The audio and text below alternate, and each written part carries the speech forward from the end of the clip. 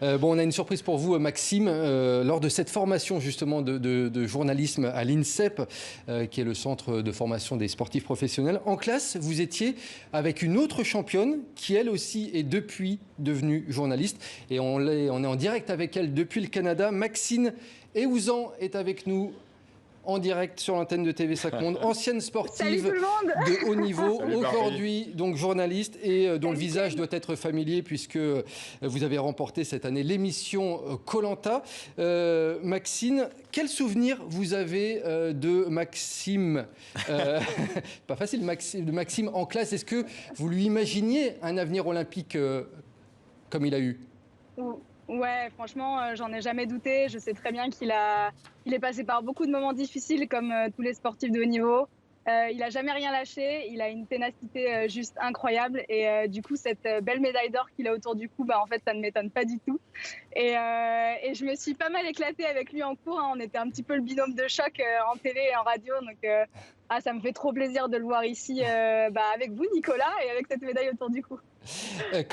Pour la petite histoire, il faut savoir que vous avez, je crois, commenté la finale de Maxime Potty pour un média, Maxine. Ouais, c'est tout à fait ça. J'étais en fait sur le live des Jeux au Trocadéro et je commentais pour le compte Instagram Équipe de France. Et du coup, j'ai pu suivre cette magnifique finale en direct. Et c'est juste incroyable. Max, il avait une position pas forcément facile et voilà, franchement, ça me fout les larmes aux yeux de voir à quel point il a réussi à forger cette belle équipe parce que c'est un travail qui date de bien plus de 4 ans finalement. Ça a commencé bien au-delà et il a fait ça pour l'équipe aussi et c'est juste magique qu'il revienne avec la médaille d'or. Il l'a autour du cou, c'est trop beau. Maxime, vous saviez que Maxine avait commenté votre finale? Elle me l'avait dit avant la finale, on avait parlé un petit peu. Mais ça me touche beaucoup de la voir. On s'appelait entre nous, quand on présentait, en fait, on en rigolait. Au lieu de s'appeler Maxine et Maxime, on s'appelait Barbie et Ken. Donc c'est rigolo. Et là, j'étais mort de rire parce que ce matin, on a un petit groupe avec justement des anciens de notre formation. Et il y en a un qui a dit... Ouh, grosse année, on a gagné Koh-Lanta et on a gagné les Jeux Olympiques. Genre, voilà, comme si c'était. Des graines des champions. C'est un truc qu'on avait fait, c'est un truc qu'on a fait tous ensemble, quoi, voilà, mais donc du coup, ça me touche énormément de voir Maxine. Bon, et puis un jour, peut-être un duo ensemble dans une émission de télé, peut-être, ou peut-être de nouveau dans le sport. Ouais. Barbie et Ken, voilà, c'est bon. Je signe direct. Juste, on fait pas un truc à Koh-Lanta ou je sais pas quoi. Moi, je peux pas faire ce que t'as fait, je te le dis.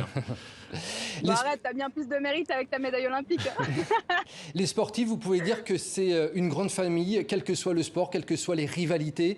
Le monde du sport, c'est une grande famille, quelle que soit effectivement la concurrence. Ouais, c'est même parfois plus facile entre les sports différents parce qu'il n'y a aucune rivalité en fait. On est juste là pour se soutenir, s'accompagner.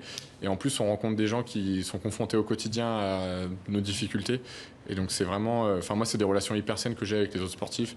Et cette classe qu'on a eue ensemble avec Maxine, on était une classe de 17 personnes, ce qui est très rare à Sportcom. C'est un souvenir et ça reste ma famille, cette classe.